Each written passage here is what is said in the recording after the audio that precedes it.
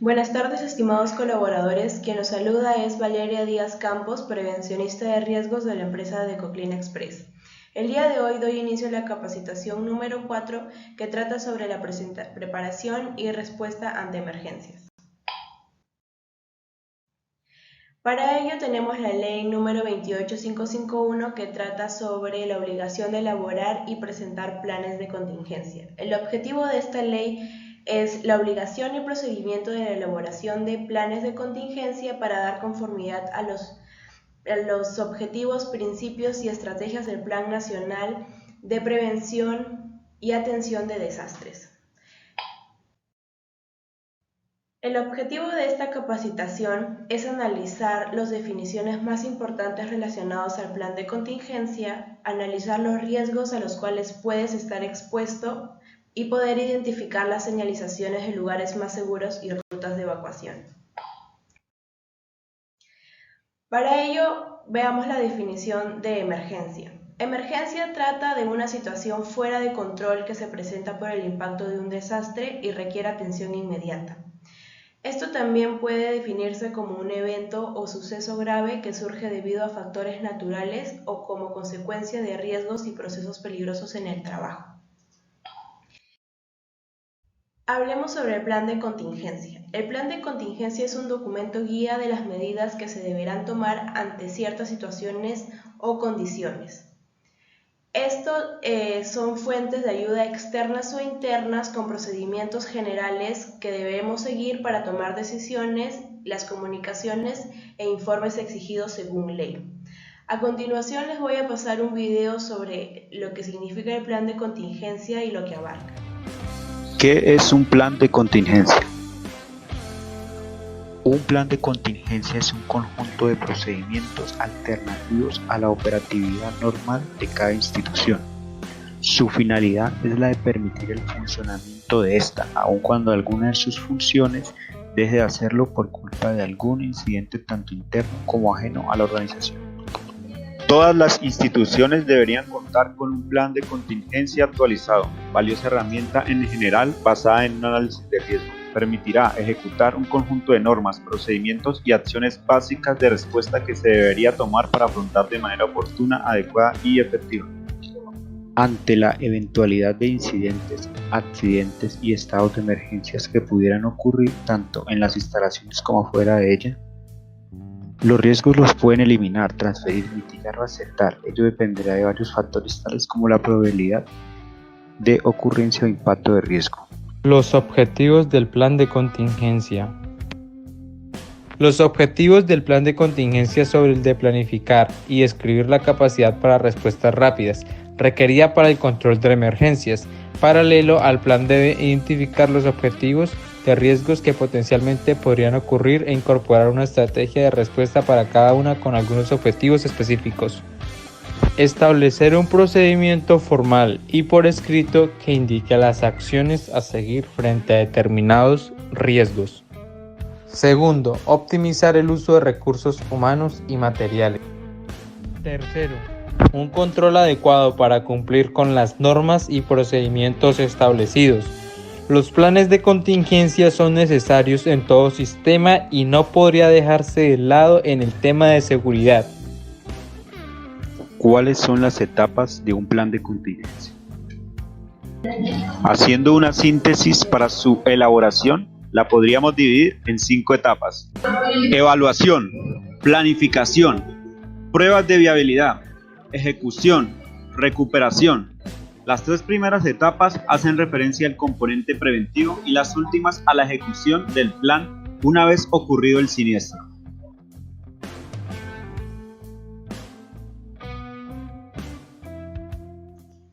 Bien, para elaborar el plan de contingencia tenemos que tener en cuenta la gestión del programa, el plan de emergencias, el plan de evacuación y el plan de recuperación. Bien, hablemos sobre el plan de emergencia. El plan de emergencia también es un documento guía, pero esto tiene como prioridad 3 factores: salvar vidas, la protección de la propiedad y la protección del ambiente. A continuación vamos a ver un video sobre lo que trata el plan de emergencia.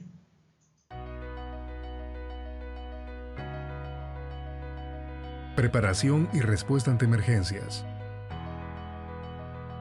Todos los días estamos expuestos a accidentes causados por eventos naturales o provocados por el hombre. ¿Sabrías cómo actuar ante una emergencia? Frente a estas situaciones, es posible observar distintas reacciones. ¿Cuál crees que sería la tuya? Para actuar adecuadamente debemos conocer el plan de emergencia o fomentar su implementación.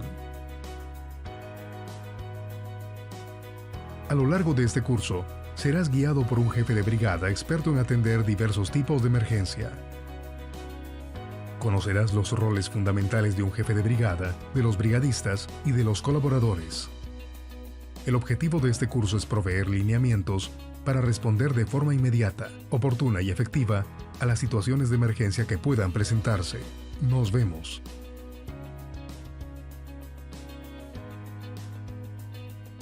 Bien, el plan de emergencia también es la planificación y organización para la utilización óptima de los recursos técnicos previstos con la finalidad de reducir el mínimo de las posibles consecuencias tanto en nuestros seres o pérdida de bienes generales o del ambiente. Bien, nuestro plan de emergencias está constituido por una organización de respuesta ante emergencias. Este está constituido por el comité de crisis, que lo lidera el jefe de brigada, que es el jefe de seguridad y salud en el trabajo. Luego contamos con apoyo externo y apoyo interno. Dentro del apoyo externo tenemos a los bomberos y la Policía Nacional. Y en apoyo interno, la seguridad física o patrimonial y el Comité de Seguridad y Salud.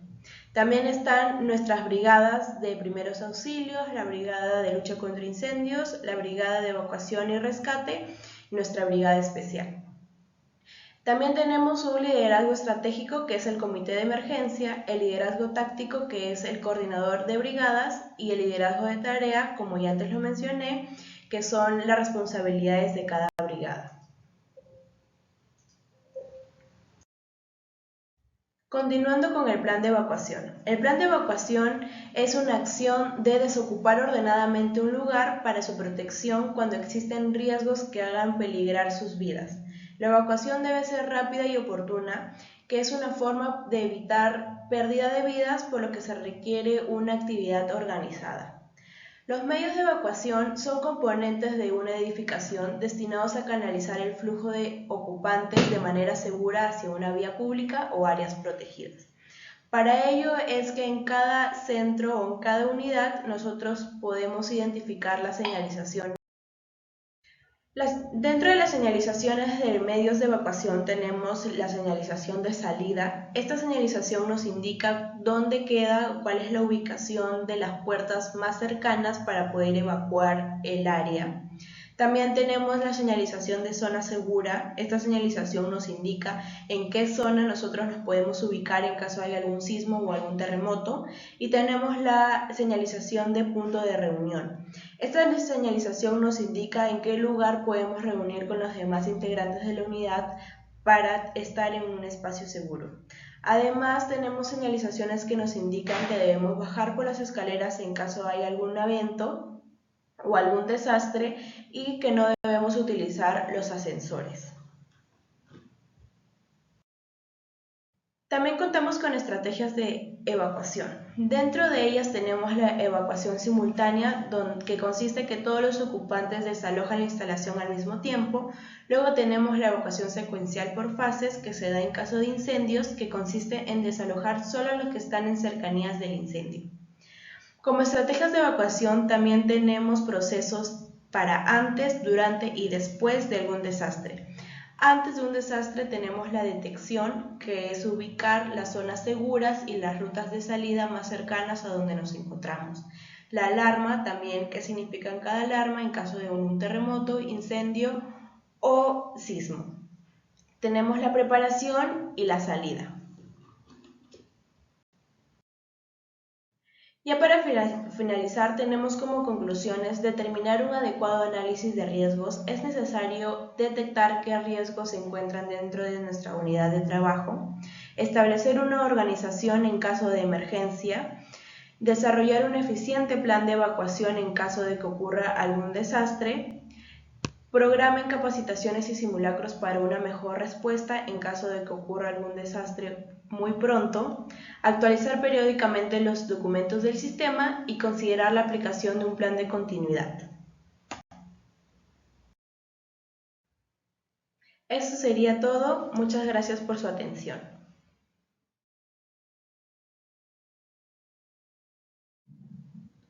Estimados colaboradores, muy buenos días. Quien les saluda es el Dr. Gonzalo Iturbe, médico de la empresa de Ecoclin Express.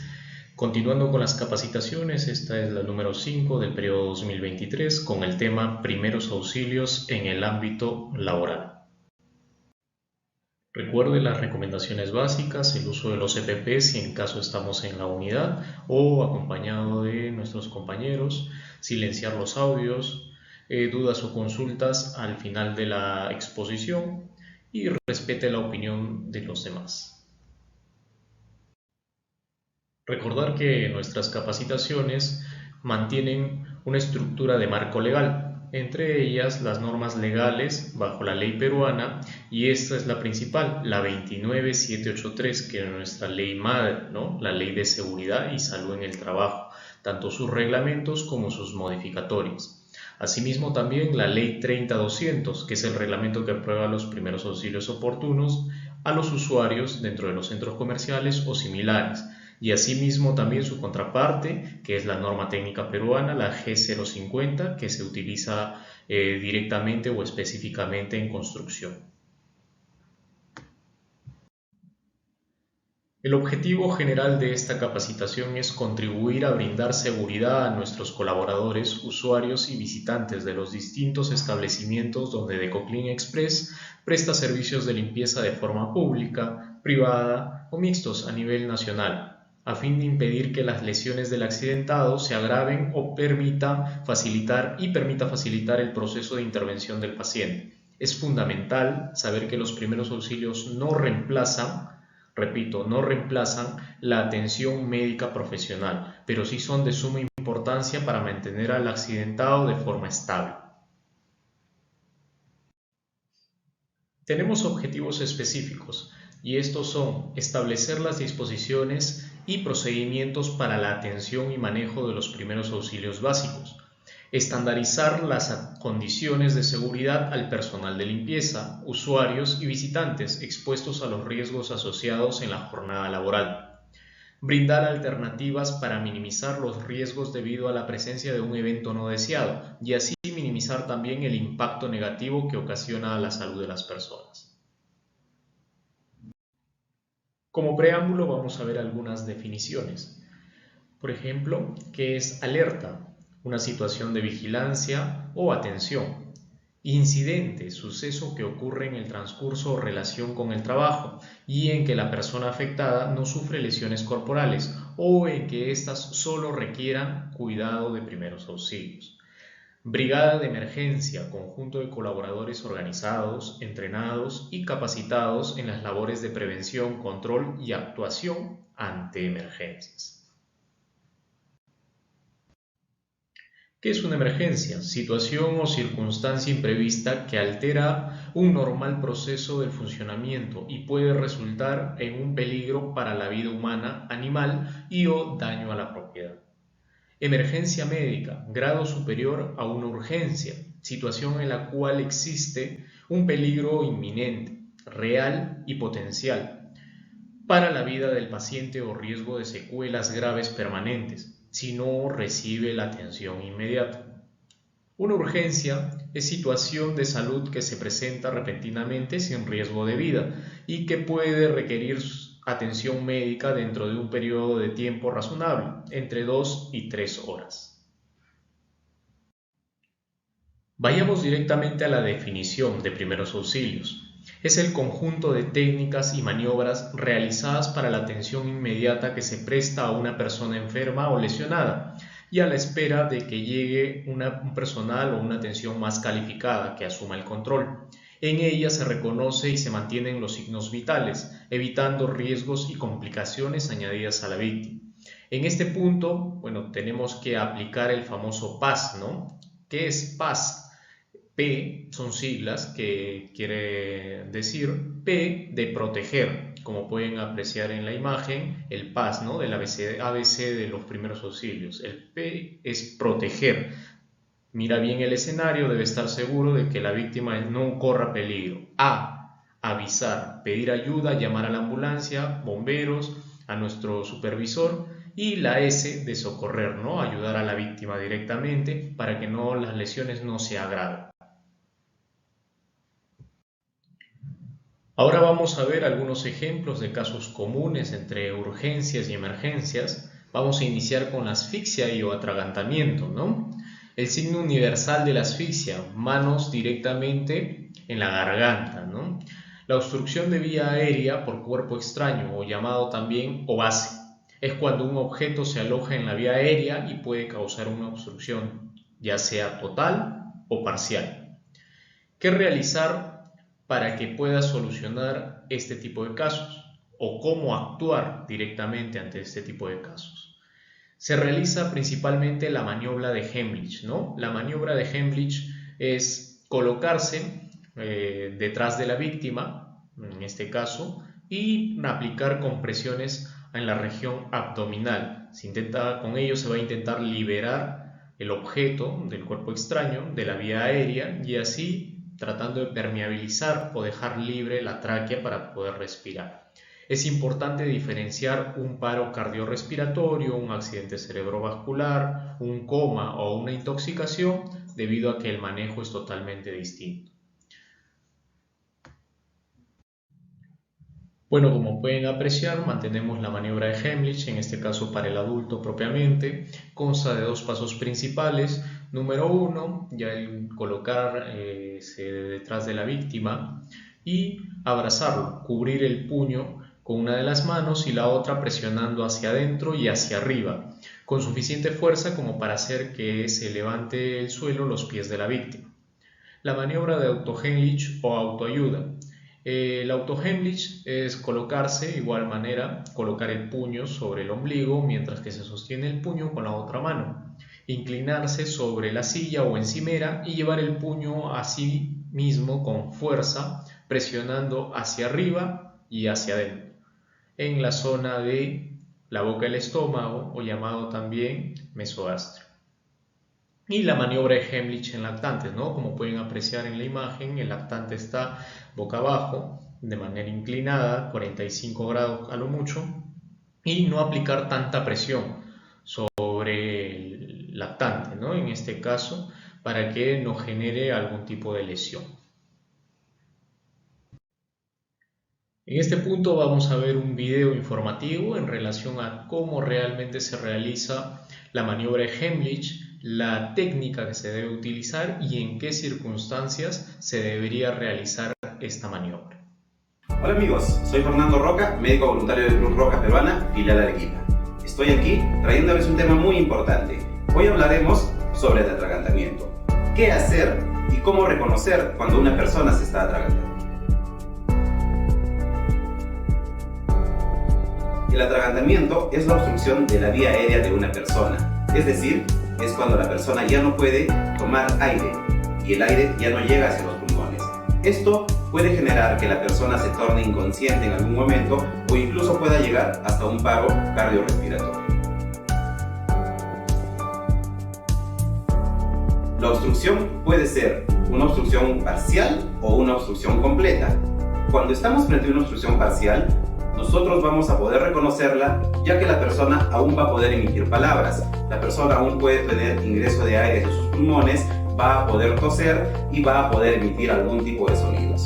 Una obstrucción completa es aquella en la cual la persona ya no va a poder tener ingreso de aire hacia sus pulmones.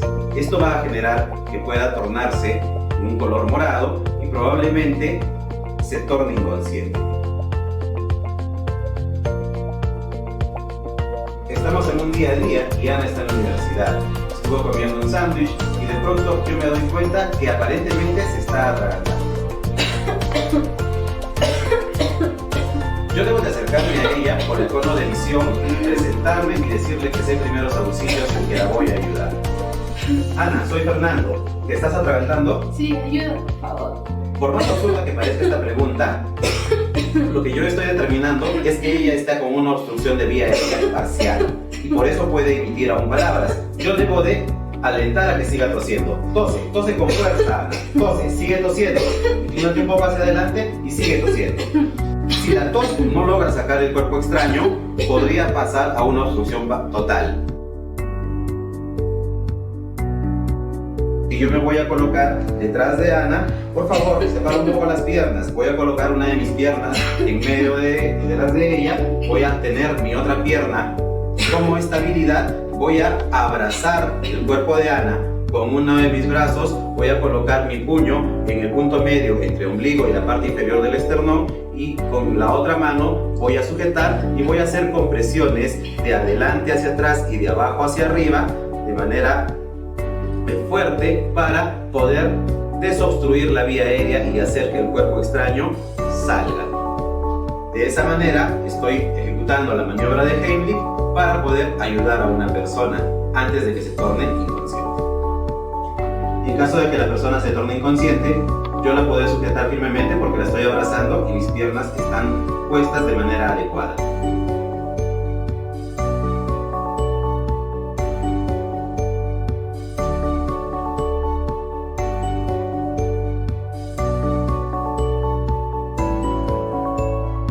Una vez que tengo a la víctima en el piso, lo que puedo hacer es continuar con el protocolo de RCP. Este será motivo de un siguiente video. Una consideración importante es en el caso de las personas embarazadas y de las personas que son obesas, probablemente nosotros no vayamos a poder alcanzar a abrazar toda la circunferencia de la persona. Entonces lo que vamos a hacer es colocar nuestras manos en la altura de la mitad inferior del esternón en el pecho de la persona que se está atragantando, y haremos compresiones de adelante hacia atrás de manera fuerte para hacer que el cuerpo extraño salga y ayudemos de esta manera a la persona. Recuerda que poder reconocer la obstrucción es lo más importante en ese momento. Iniciar las maniobras debe de ser imperativo. No está bien darle agua a una persona que se está atragantando. Tampoco debemos de dar palmadas en la espalda, levantar las manos, ni mucho menos colocar los cubiertos boca abajo. Eso no lo ayudará. Es importante que iniciemos las maniobras tan pronto como sea necesario, ya que los segundos en estos momentos pueden marcar la diferencia entre la vida y la muerte. Convulsiones. Síntomas de un problema cerebral, ¿no? La mayoría duran entre segundos, de 30 a 40 segundos, y otros duran minutos, y no causan daños duraderos. Si las convulsiones duran más de 2 minutos, y si la persona tiene muchas convulsiones y no se despierta, se trata de una emergencia médica. ¿Cómo actuar ante este tipo de sucesos o casos, ¿no? Primero, retirar los objetos duros o filosos alrededor de la persona. Coloque con cuidado a la persona en el piso y ponga la cabeza sobre algo suave y plano. Retire cualquier objeto que tenga alrededor del cuello o que pueda dificultar su respiración. No ponga nada en la boca de la persona, puede lesionar los dientes o la mandíbula. Voltear a la persona suavemente hacia el lado donde mantenga la respiración o la vía aérea permeable, y permanezca con la persona hasta que llegue 1. Paralice las convulsiones, o número 2, esté totalmente despierto, ¿no? Y por último, no le brinde agua o alimento hasta que éste se reincorpore por sí mismo. Es muy importante tener esto en consideración. En algunas ocasiones he visto de que efectivamente tratan de colocarle objetos, ¿no?, debajo de la lengua o en la mandíbula, con la finalidad de que piensan que se va a morder la lengua o que va a haber alguna lesión a ese nivel. Totalmente falso. Lo que podemos hacer es agravar la situación, inclusive de que pueda atorarse o atragantarse con ese objeto que hemos introducido. Como pueden apreciar también en la imagen, la posición lateral de seguridad es muy importante, mantener a una persona que está convulsionando en esa posición, ya que si en caso llegue a vomitar o tenga reflujo de líquidos, no se puede atorar, ¿no? La persona o la víctima no se puede atorar y no pueda suscitarse el broncoespasmo o broncoaspirado, que se le llama así comúnmente, el broncoaspirado, que viene a ser la obstrucción de la vía aérea debido a reflujo o elementos vomitivos. En este caso, colocar un cabezal en un cojín en la zona de la cabeza, aflojar las prendas ajustadas y mantenerlo en posición lateral de seguridad. Otro de los casos más comunes es el síncope o desmayo. Este principalmente se da en la época de verano, ¿no? Cuando el sol es abrasador, es intenso y puede producir este tipo de sucesos. Específicamente, ¿qué es el síncope o desmayo? Es la pérdida momentánea del estado de conciencia de forma súbita. Suele ocurrir cuando la presión arterial cae y no llega suficiente oxígeno a la región cerebral. ¿Cómo actuar ante este tipo de eventos? Primero, recueste a la víctima en un lugar fresco y ventilado. Punto 2. Evalúe el estado de conciencia para ver si está consciente, inconsciente. Número 2. Respiración. Y por último, el pulso.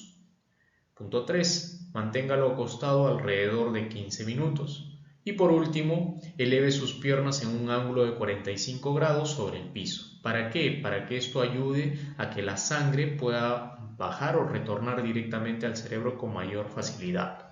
Y asimismo también pueda oxigenarse la región cerebral. Otro de los casos más comunes son las heridas. ¿Qué es una herida? Es una lesión que ocasiona una ruptura o abertura de la piel, partes blandas del cuerpo, como consecuencia de un trauma. Llámese golpe, herida, abertura, cortadura, raspón, etc. Estas se dividen en tipos de herida: heridas cortantes, heridas punzantes, heridas por abulsión o desgarro, heridas por abrasión o erosión, heridas por atricción o aplastamiento, amputaciones y heridas contusas. ¿Cómo actuar ante este tipo de eventos, ¿no? Primeramente, sabemos que una herida hay que tener sumo cuidado, ya sea porque hay sangre, ¿no?, de por medio, o porque esta misma también se puede infectar. Ante ello, sí o sí, siempre tenemos que utilizar guantes estériles. Entonces, lo primero es lavarse las manos, utilice los guantes y material estéril. Seguidamente, comprobar si existe una hemorragia. Si es así, acuda al centro más cercano de salud inmediatamente. Si no, en todo caso, limpie la herida con agua y jabón. No utilizar agua oxigenada, tampoco utilizar alcohol. ¿Por qué? Porque lo que hace es prácticamente matar los tejidos. Si sangra, colocar gasas estériles, ¿no?, y sujetarlo con una venda, un apósito. Si está sangrando, colocar la gasa estéril, no retirar la gasa, es muy importante. Si en caso sigue sangrando, colocar otra gasa limpia y estéril sobre la que ya está previamente colocada. No extraiga objetos de la zona de lesión, en este caso es muy importante tener esto en consideración, y evite soplar las heridas. En algunos casos he visto que soplan las heridas. No, eso lo que puede generar es que ingresen microorganismos y pueda causar un tipo de infección. Ya que vimos el tema de heridas, bueno, pasamos directamente al tema de las hemorragias, ¿no? ¿Qué es una hemorragia? Es una pérdida de sangre debido a la agresión de los conductos o vías naturales. Se considera vía natural de circulación sanguínea a las arterias, venas y capilares. Estas se dividen en dos tipos, según su destino final de sangre. Estas pueden ser hemorragias externas, que son aquellas en las que la sangre sale a través de una herida abierta. Hemorragias internas son aquellas que se producen en el interior del organismo sin salida hacia el exterior. Y hemorragias exteriorizadas son aquellas hemorragias que, siendo internas, salen al exterior por los orificios naturales, ya sea oído, nariz, boca, ano o genitales. Según el tipo de vaso sanguíneo relacionado, en este caso pueden ser hemorragias arteriales. La sangre sale de una arteria y presenta un color rojo intenso, con un flujo intermitente y gran presión debido a que proviene directamente del corazón. Otra de las hemorragias es la hemorragia venosa. La sangre sale de una vena y presenta un color rojo oscuro, un rojo vino, con flujo continuo. Y por último, la hemorragia capilar. Son superficiales y es de poca cantidad de sangre que la víctima pueda perder, pero esto debido a que el calibre de este vaso sanguíneo es menor. Como pueden apreciar en la imagen inferior, pueden ver, ¿no?, la diferencia entre un sangrado o hemorragia arterial, hemorragia venosa y una hemorragia capilar. Bueno, aquí vamos a ver un video en relación a cómo actuar ante eventos que susciten una hemorragia. Vamos a ver la técnica y el procedimiento que se utiliza para poder contener una hemorragia. Atención a hemorragias. Para contener una hemorragia, debes utilizar protección personal y elegir alguna de las siguientes técnicas: presión directa, elevación de la extremidad, presión indirecta, crioterapia. Para realizar presión directa, coloca una gasa estéril o un trapo limpio sobre la herida. Presiona fuertemente con la palma de la mano. Fija la gasa con un vendaje. Si el sangrado continúa, aplica otra compresa sobre la que ya hiciste y fíjala con otra venda. Esto ayudará a interrumpir el flujo de sangre y evitar la formación de coágulos. Cuando el sangrado en alguna extremidad es abundante y la compresa que pusiste no está funcionando, eleva la extremidad por encima del corazón del lesionado sin dejar de hacer presión directa sobre la herida. También puedes realizar una presión indirecta sobre la arteria más cercana a la hemorragia, entre la herida y el corazón. Para hacerlo, ubica el punto humoral o femoral y presiona con los dedos o la mano. Aunque es poco utilizada, la crioterapia consiste en aplicar telas frías o hielo envuelto sobre la herida.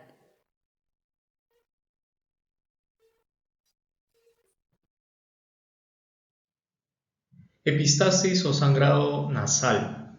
El sangrado nasal es propio de la nariz y no asociado a trauma, y es uno de los casos más comunes. Es verdad, tiene toda la razón. El año pasado, si mal no recuerdo, tuvimos 3 o 4 casos similares de epistaxis.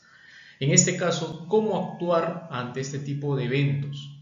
Número 1. Sentar a la persona o a la víctima y hacer que se incline levemente la cabeza hacia adelante, no hacia atrás. En algunos casos se daba, o anteriormente se daba en la nomenclatura, de que inclinen la cabeza hacia atrás. Esto ha quedado totalmente desvirtuado, ya que lo que sucede es formar un taponamiento, que en este caso vendría a ser coágulos de sangre, y directamente pasan a la vía, tanto de la vía aérea como de la vía digestiva, y esto puede a la larga traer una consecuencia grave.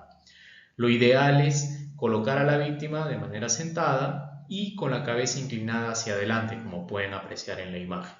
Hacia adelante e indicar que respire por la boca, pinzando las fosas nasales con los dedos o con un paño limpio por unos minutos. Punto número 2. No introduzca objetos, no incline la cabeza hacia atrás, como ya les había mencionado, y no colocar hielo o similares en la zona afectada. Como punto número 3, derivar a la entidad de salud correspondiente. Las quemaduras. ¿Qué son las quemaduras? Son lesiones a la piel u otro tejido orgánico causado principalmente por el calor o la radiación, la radioactividad, la electricidad, la fricción o el contacto con productos químicos. Asimismo, también quiero añadir que el hielo o el frío también genera un tipo de quemadura. En este caso se dividen en 3 tipos, ¿no? Quemadura de primer grado, quemadura de segundo grado y por último la de tercer grado. Desglosamos la de primer grado, que solamente, como pueden apreciar en la imagen, se genera en la parte superficial de la piel, causando enrojecimiento, dolor e hinchazón. La quemadura de segundo grado ya puede excavar un poco más dentro de la laceración de la piel y este produce enrojecimiento, dolor, hinchazón y las famosas ampollas. Cuando ustedes visualicen una ampolla por algún tipo de quemadura, quiere decir que ya se considera de segundo grado. Y por último, las de tercer grado, ¿no? Y estas son las más fuertes, las más graves, se podría decir, porque causan una destrucción extensa de la piel. Y la lesión, principalmente en estas de tercer grado, no hay dolor, no se genera dolor en las quemaduras de tercer grado. Y me dirán por qué, debido a que la quemadura ha excavado tanto en la piel que ya ha lesionado las terminaciones nerviosas. Por este punto, entonces, ya no se siente, ya no se genera el tipo de dolor. ¿Cómo actuar ante este tipo de eventos? Punto número 1, deje correr el agua fría, y esto principalmente se los digo, deje correr el agua fría sobre la zona de la quemadura o sumerja en la zona con agua fría no helada. Eso sí, repito, el agua no tiene que estar helada, en pocas palabras, no colocar hielo al agua. Manténgase la zona del agua durante por lo menos de 5 a 15 minutos. Yo recomiendo directamente que por lo menos permanezcan 15 minutos con el agua de caño, con el agua de grifo, corriendo directamente, y si en caso no lo tengo, mantener, no sé, el agua potable, y con eso sería suficiente. Punto número 2, calme y reconfortar a la persona. Esto también es muy importante, ya que las personas, al poder ver el tipo de lesión que tienen, entran en pánico, entran en una fase de trance, ¿no? Es muy importante reconfortar al paciente. Punto número 3, luego de lavar o remojar la quemadura con agua, cúbrala con un vendaje estéril y seco. Esto principalmente es para aquellos casos que son superficiales o de segundo grado.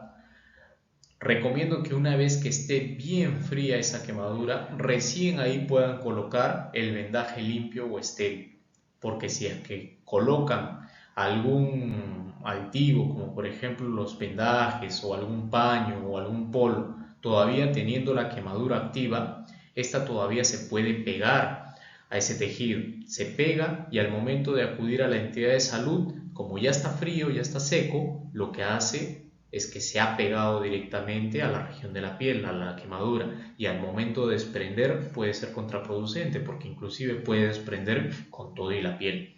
Por eso es muy importante mantener la zona afectada en el agua durante 15 minutos por lo menos. Punto número 4, proteja la quemadura sin presión, sin fricción, para que no pueda suscitarse mayor lesión. Punto número 5, una vez que se enfríe la piel, aplicar las cremas correspondientes. En este caso, este punto número 5 y la aplicación de cremas para las quemaduras solo lo puede realizar, o en todo caso solo lo puede indicar, el personal médico capacitado. ¿Sí? Repito, el tema de aplicación de pomadas o cremas solo lo brinda el personal de salud capacitado. Otro de los casos más comunes también es el lavado ocular. Esta se realiza en toda situación donde se produzca un daño ocular o se requiera respuesta inmediata a un lavado ocular. Este daño puede ser por dos tipos: daño mecánico, como el polvo, espora, suciedad, o salpicaduras químicas, como benceno, alcohol, detergente, lejía, etc. ¿Cómo actuar?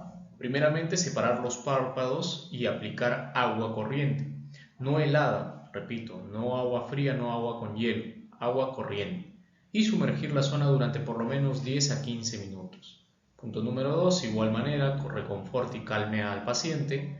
Número 3, y esto también es muy importante, no frotar la zona afectada. En algunos casos, una vez que ingresa una salpicadura química o un daño mecánico, en este caso partículas de polvo, lo que hacemos es frotar la zona afectada, ¿no? En este caso frotar los ojos, y ante esa situación lo que haces es exacerbar, ¿no? Empeorar, como se dice, la zona o la lesión o el grado de lesión que afecta directamente a las vistas.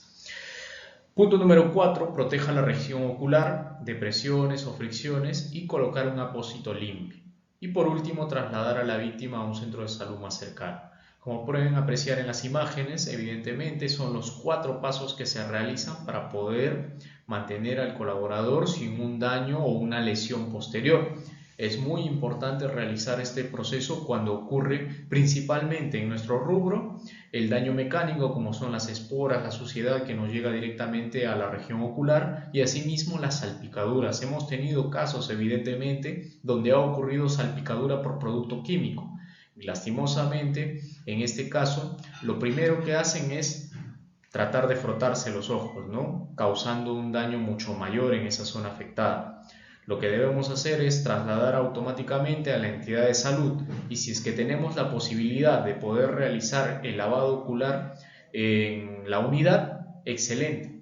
Sería por lo menos unos 15 minutos de lavado ocular con agua corriente, no hay ningún problema. con agua corriente hasta que sea derivado a la entidad de salud.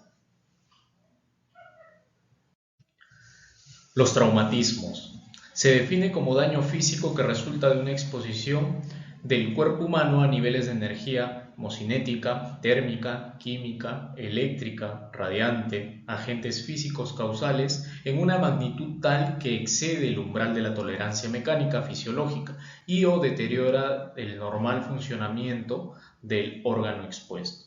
En este caso hemos tenido muchos casos comunes de igual manera debido a este tipo de eventos como son los traumatismos. Estos también a su vez se dividen en 4 principales, que son contusión, esguinces, luxaciones y fracturas. Como pueden apreciar en las imágenes, cada uno está representado con una gráfica muy elocuente, ¿no? Como por ejemplo las contusiones del antebrazo, el esguince de tobillo o ligamento anterior del tobillo, las luxaciones de hombro que son muy comunes y las fracturas tanto de brazo como de pierna.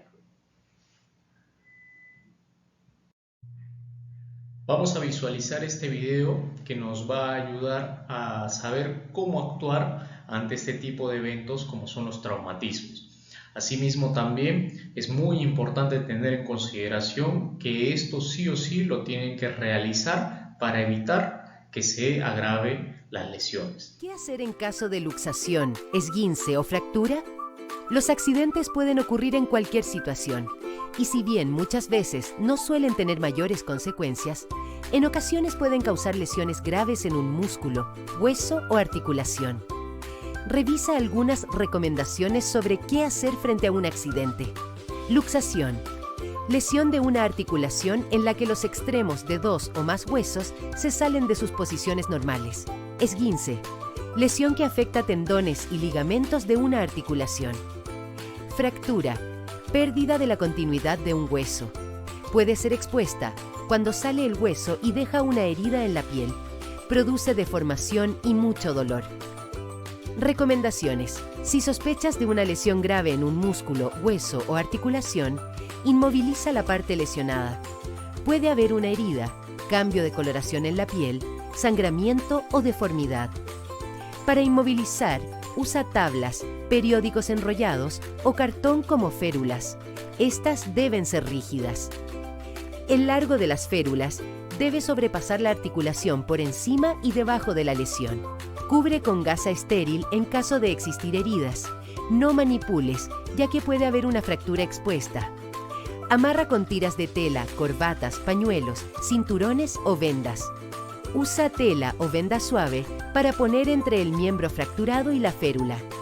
La inmovilización no debe cubrir la lesión, para observar durante el traslado. Inmoviliza la extremidad sin cambiar su posición, luego mantener en alto. Si la lesión es en la extremidad inferior, no retirar el zapato para evitar movimientos innecesarios. Si la lesión es en una extremidad superior, retirar anillos y pulseras antes de que se produzca inflamación de la zona. No realizar masaje ni aplicar pomadas. Calmar el dolor con frío local con una bolsa de hielo o cold pad envuelto en una toalla. No colocar el hielo directo sobre la piel. Cuando no esté seguro de cuál es la lesión, se debe tratar como si fuera una fractura. Traslada a un servicio de urgencia manteniendo la inmovilización y la extremidad en alto. Intenta conocer si la persona tiene alguna enfermedad, alergia o usa medicamentos y entrega la información al recibir la atención profesional. Uno de los puntos claves de esta capacitación de primeros auxilios es saber cómo realizar una reanimación cardiopulmonar. Es llamado también RCP. Es un procedimiento de emergencia para salvar vidas que se realiza cuando alguien ha dejado de respirar o el corazón ha cesado de palpitar. Esto puede suceder debido a una emergencia médica, como una descarga eléctrica, un ataque cardíaco o en un ahogamiento. Hay 3 puntos para la reanimación cardiopulmonar. Aquellas personas que no tienen capacitación, aquellas que están capacitadas y entrenadas o preparadas y aquellas que están capacitadas pero todavía les falta un poco de práctica. En este caso, el primer punto, sin capacitación, persona sin capacitación, si no ha recibido capacitación en RCP o está seguro de que puedes hacer respiraciones de rescate, solamente haz RCP con las manos.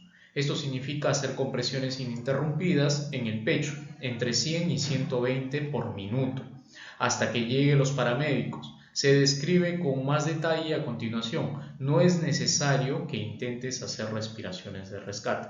Repito, si el personal no está capacitado, lo recomendable sería solo las compresiones torácicas entre 100 y 120 por minuto hasta que lleguen los paramédicos. Como punto número 2, las personas que están capacitadas y preparadas. Si estás bien capacitado y entrenado, tienes confianza en tus habilidades, prueba si hay pulso y respiración. Es lo principal, pulso y respiración con la víctima. Si dentro de los 10 segundos no hay pulso ni respiración, comienza con las compresiones en el pecho a nivel torácico. Comienza con la reanimación cardiopulmonar con 30 compresiones en el pecho y luego de 2 respiraciones de rescate. Y por último, para aquellas personas que están capacitadas pero no han tenido la práctica correspondiente, podría ser su caso en este punto. Si has recibido capacitación en RCP en el pasado, pero no estás tan seguro de tus habilidades, hay que limitarnos, ¿no?, a colocar o al realizar 100 a 120 compresiones en el pecho, directamente, solo compresiones sin respiraciones. Vamos a detallar cómo es realmente la técnica de ejecución y realización para esta reanimación cardiopulmonar. El siguiente video nos va a detallar específicamente cómo mantener la técnica y postura correcta para la ejecución del RCP o reanimación cardiopulmonar. Los dejo con el video. Reanimación cardiopulmonar. En adultos, la causa más frecuente de paro cardiorrespiratorio es la fibrilación ventricular, una arritmia cardíaca que requiere de asistencia inmediata. El inicio oportuno de maniobras de RCP puede hacer la diferencia entre la vida y la muerte. ¿Cómo reconocer un paro cardiorrespiratorio? La persona no responde cuando le hablas o tocas. El tórax no se mueve. Está flácida, fría y pálida. ¿Qué hacer? Mueve a la víctima enérgicamente. Pregunta, ¿se encuentra bien? Si no responde y no respira con normalidad, llama al servicio de emergencia, activando el altavoz de tu teléfono móvil y solicita un desfibrilador externo automático. Rápidamente, inicia las compresiones torácicas. Coloca el talón de una mano en el centro del tórax y apoya la otra mano con los dedos entrelazados. Inclínate hacia adelante con los codos completamente extendidos. Aplica 30 compresiones a una frecuencia de 100 a 120 por minuto, con una profundidad de al menos 5 centímetros. Deja que el tórax regrese a su posición entre compresiones sin despegar las manos del paciente. A continuación, se deben aplicar las ventilaciones. Coloca tu boca sobre la boca de la víctima y cierra su nariz con los dedos. Mantén la cabeza extendida y el mentón elevado. Aplica 2 ventilaciones de 1 segundo. Asegúrate que el tórax se expande cuando insuflas aire. Continúa hasta completar 5 ciclos de 30 compresiones por 2 ventilaciones. Si hay otro reanimador, se debe intercambiar hasta que llegue el equipo avanzado. Si la persona tose o se mueve, detén las maniobras y gíralo hacia un costado, en la posición de recuperación. En niños de 1 año hasta la pubertad, las compresiones se realizan en el centro del tórax con el talón de 1 o 2 manos, dependiendo de su tamaño. En lactantes menores de 1 año, comprime el tórax con 2 dedos, bajo una línea imaginaria entre los 2 pezones. La profundidad de las compresiones es de al menos 1/3 del diámetro del tórax. Las ventilaciones se realizan cubriendo la boca y nariz del lactante. Uso del desfibrilador externo automático. La desfibrilación emite una corriente continua al corazón para que pueda retomar su ritmo eléctrico normal. Este equipo se encuentra en algunos lugares públicos. Si dispones de uno, utilízalo de manera inmediata. Incluso antes de iniciar RCP, se debe encender y seguir las instrucciones verbales. Si no, debes iniciar RCP hasta que cuentes con uno o llegue ayuda médica especializada. Bueno, estimados colaboradores, hemos llegado a la parte final de esta capacitación. Les agradezco infinitamente su atención y no quiero dejarlo sin antes mencionarles que ante cualquier duda o consulta estaré leyendo el buzón de sugerencias y comentarios. Muchas gracias nuevamente y recordarles que su salud es lo más importante. Gracias.